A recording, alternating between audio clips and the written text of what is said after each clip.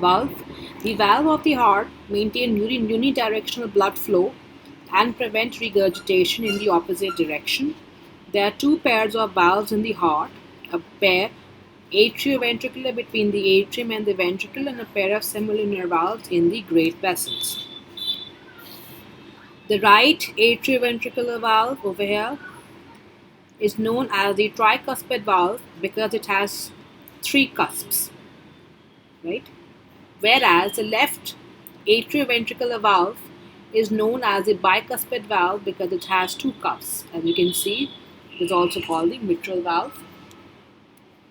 The semilunar valves, here are the semilunar valves, include the aortic and the pulmonary valves having three semilunar cusps. These cusps are folds of the endocardium strengthened by an intervening layer of fibrous tissue. Now, in a unique case report in a cadaver that was reported by me, we saw a little variation. That was that the left ventricle had three papillary muscles. You can see this is the aorta, these are the semilunar valves. The left ventricle has been cut open to see three papillary muscles, whereas the right ventricle has only two papillary muscles. You can see over here, this is the cut right atrium, and this is the left atrium, and this shows the three leaflets over here. So that was a unique case. Now let's see about the atrioventricular valve. Both valves are made up of the following components. It has a fibrous ring to which the cusps are attached. The cusps are flat and they project into the ventricular cavity. Each cusp has an attached margin and a free margin, an atrial and a ventricular surface. Now, the atrial surface is smooth. The free margin and the ventricular surface are rough and irregular due to the attachment of the chordae tendineae. The valves are closed during ventricular systole by opposition of the atrial surfaces near the serrated margins. The chordae tendineae connect the free margin and the ventricular surface to the cusps at the apices of the papillary muscles. They prevent the eversion of the free margins and limit the amount of ballooning of the cusps towards the cavity of the atrium. The atrioventricular valves are kept competent by active contraction of the papillary muscles which pull on the chordae tendineae during the ventricular systole. Each papillary muscle is connected to the contiguous halves of the two cusps. Blood vessels are present only in the fibrous ring in the basal 1/3 of the cusps. Nutrition to the central 2/3 of the cusp is derived directly from the blood in the cavity of the heart. The tricuspid valve has three cusps and can admit the tips of three fingers. The three cusps, anterior, inferior, and septal. Inferior is over there. They lie against the three walls of the ventricles. Of the three papillary muscles, the anterior one is the largest, the inferior smaller and irregular, and the septal represented by number of small muscular elevations. The mitral or the bicuspid valve has two cusps, one large anterior or the aortic cusp and a small posterior cusp. It admits the tip of two fingers. The anterior cusp lies between the mitral and the aortic orifice. The mitral cusps are smaller and thicker than those of the tricuspid valve. Now the semilunar valves, the aorta, the aortic and pulmonary valves are called semilunar valves because the cusps are semilunar in shape. Both the valves are similar to each other. Each valve has three cusps which are attached directly to the vessel wall. there being no fibrous ring. The cusps form small pockets with their mouth directed away from the ventricular cavity. These are the small pockets. This is the ventricular cavity. You can see these pockets are away from the ventricular cavity. The free margin of each cusp contains a central fibrous nodule. Here is the nodule, from each side of which a thin smooth margin, the lunule, extends up to the base of the cusps. These valves are closed during ventricular diastole when each cusp bulges towards the ventricular cavity. Opposite the cusps, the vessel wall are slightly dilated to form the aortic here and the pulmonary sinuses. Can you see they are small dilated vessel walls? The coronary arteries arise from the anterior and the left posterior aortic sinus. Here. Can you see the left and right coronary artery arising from the vessel wall? This is the lunule, this is the nodule, this is nodule, lunule, right? And this is the semilunar cusps of the aorta. Now, the first heart sound is produced by the closure of the atrioventricular valve. The second heart sound is produced by the closure of the semilunar valves. Narrowing of the valve orifice due to fusion of the cusps is known as stenosis. Mitral stenosis or the aortic stenosis. Dilatation of the valves, the aortic stenosis, dilatation of the valve orifice or stiffening of the cusps cause imperfect closure of the valve leading to backflow of the blood. This is known as incompetence or regurgitation, aortic incompetence or regurgitation. Now, coming to the fibrous skeleton of the heart, the fibrous ring surrounding the atrioventricular and the arterial orifices, along with some adjoining masses of fibrous tissue, constitute the fibrous skeleton of the heart, provides attachment to the cardiac muscles, and keep the cardiac valves competent. The atrioventricular fibrous rings are in the form of figure of 8. Here. The cardiac frame is composed of dense tissue network that is forming the fibrous skeleton. It consists of 4 rings. The left fibrous ring encloses the bicuspid valve, right? You can see over here, this one. Left fibrous ring encircles the bicuspid valve, the left fibrous ring.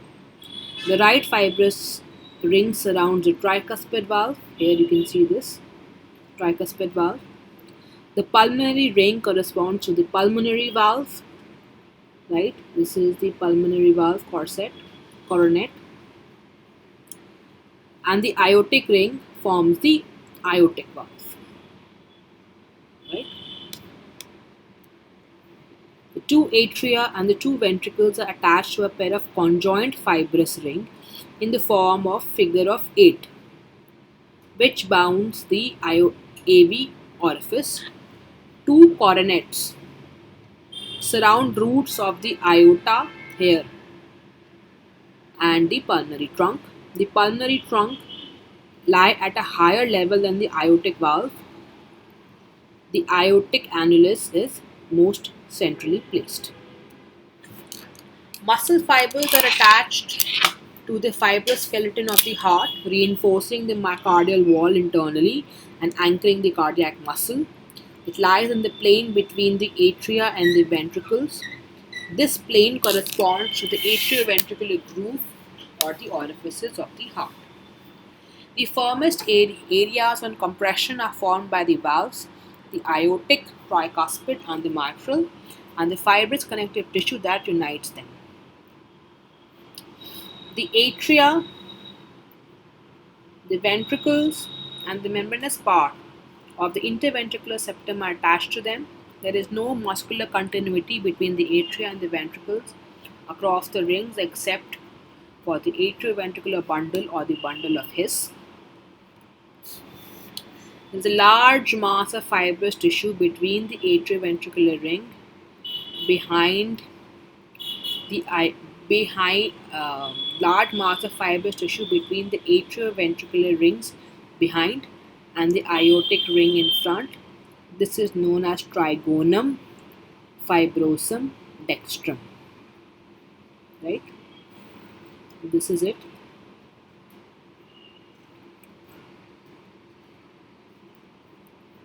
Another small masses of fibrous tissue present between the aortic and the mitral ring, called the trigonum fibrosum sinistrum. Right?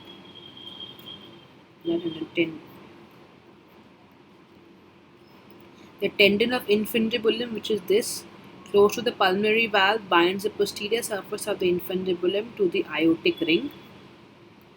So just have a look at what exactly the fibrous skeleton of the heart is.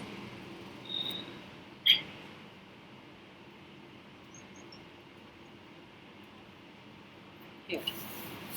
Like I mentioned, it connects the four valvular ostia together. This is a dense, very dense connective tissue. You can find a cartilage inside it.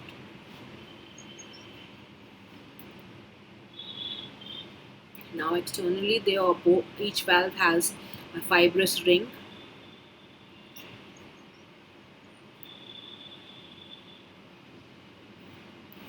These rings are named after the valve. So we have a tricuspid ring, a mitral ring, aortic, and a pulmonary ring. For the two atrioventricular and the two semilunar valves. So there's dense connective tissue in between these structures on the right side. Right. Look on the right trigone, and then we have a left trigone.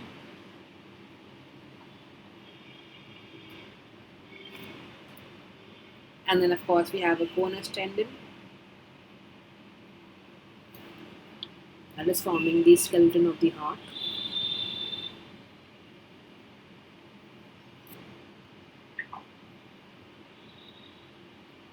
Right. So in there we have a fibrous septum and then the bundle of His.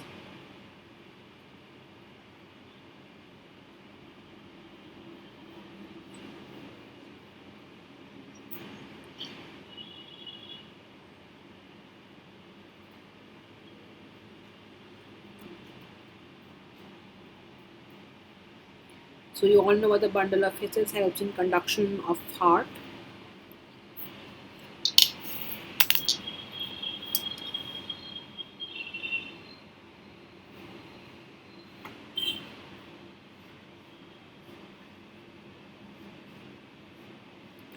Right, so function, structural role.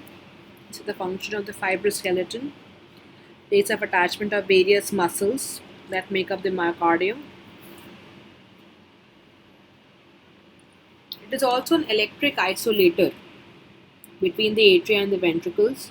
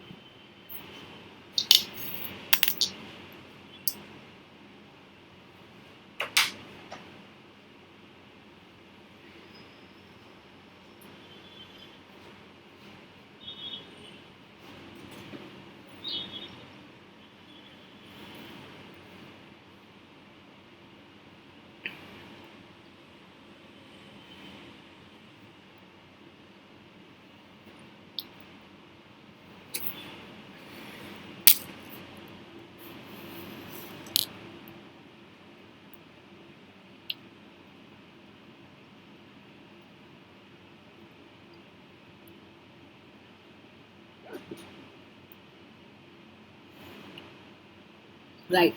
Like I mentioned, the septum is also a perfect isolator. The only place where electric current can pass is the bundle of His. So this is how the fibrous skeleton of the heart is appearing. You can see the atrioventricular, the pulmonary valve, and the connection between them.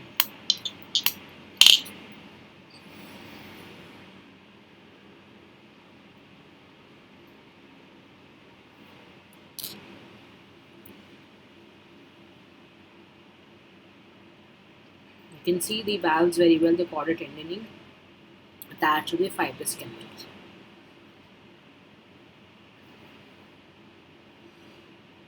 Right. So let's talk about the musculature of the heart. Cardiac muscle fibers are forming long loops which are attached to the fibrous skeleton, like we saw previously. Upon contraction of these muscular loops, the blood flows from the cardiac chambers is wrung out like a water from a wet cloth. The arterial fibers are arranged in superficial transverse layers. You can see this arranged transversely, superficial, and a deep anterior-posterior or a vertical layer. The ventricular fibers are arranged in superficial and deep layers. You can see over here. The superficial layers arise from the skeleton of the heart and undergo the spiral course. First, these pass across the inferior surface, wind around the lower border, and then cross the sternocostal surface to reach the apex of the heart, where these fibers are forming a vortex and are getting continued with the inner deeper layer. Right? So the superficial fibers start from the tendon of the infundibulum, pass across the diaphragmatic surface, curve along the inferior border to reach the sternocostal surface like this. These fibers cross the anterior interventricular groove to reach the apex, where they are forming the vortex and end in anterior here papillary muscle of the left ventricle. You can see the spirally placed musculature of the heart. Fibers arising from the AV right AV ring, atrioventricular ring, take a similar course but end in the posterior papillary muscle.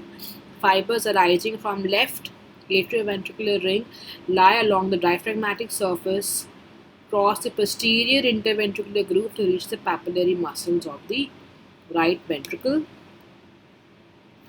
The deep fibers are S-shaped. They arise from the papillary muscles. They are rising from here.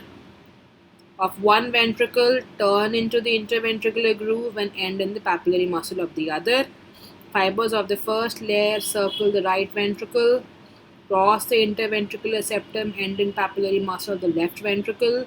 Layers 2 and 3 have decreasing course of right ventricular and increasing course of left ventricular. Now, conducting system of the heart. The conducting system is made up of myocardium that is specialized for initiation and conduction of the cardiac impulse. The fibers are finer than other myocardial fibers and completely cross-striated. The conducting system has the following parts. The sinoatrial node, also known as the pacemaker of the heart, generating impulse at the rate of about 70 to 100 beats per minute and initiating the heartbeat. It is horseshoe shaped and situated at the atrio-caval junction in the upper part of the sulcus terminalis. The impulse travels to the atrial wall to reach the atrioventricular node. Atrioventricular node or the AV node, smaller than the SA node, situated in the lower dorsal part of the interatrial septum, just above the opening of the coronary sinus, capable of generating impulse at the rate of 40 to 60 beats per minute. Atrioventricular bundle of His, only muscular connection between the ventricular and the atrium. It begins at the AV node, crosses the AV ring, descends along the posterior inferior border of the membranous part of the ventricular septum. At the upper border of the muscular septum, divides into into the right and the left branches. The right branch of the AV node passes down the right side of the intraventricular septum. A large part enters the moderator band to reach the anterior wall of the right ventricle, where it divides into the Purkinje fiber. The left branch descends on the left side of the interventricular septum and is distributed to the left ventricle after dividing into Purkinje fiber. What are Purkinje fibers? Now, they are forming a subendocardial plexus. They are large pale fibers situated only at the margins, usually possessing double nuclei, generating an impulse at the rate of about 20 to 30 beats per minute. Blood supply. The whole of the conducting system, except the left branch of the AV bundle, is supplied by the right coronary artery. In 40% cases, left coronary artery supplies the SA node. Defects or damage to conducting system causes cardiac arrhythmia, that is defect in the normal rhythm of contraction, except for a part of the left branch of the AV bundle supplied by the left coronary artery. The whole of the conducting system is usually supplied by the right coronary artery. Vascular lesions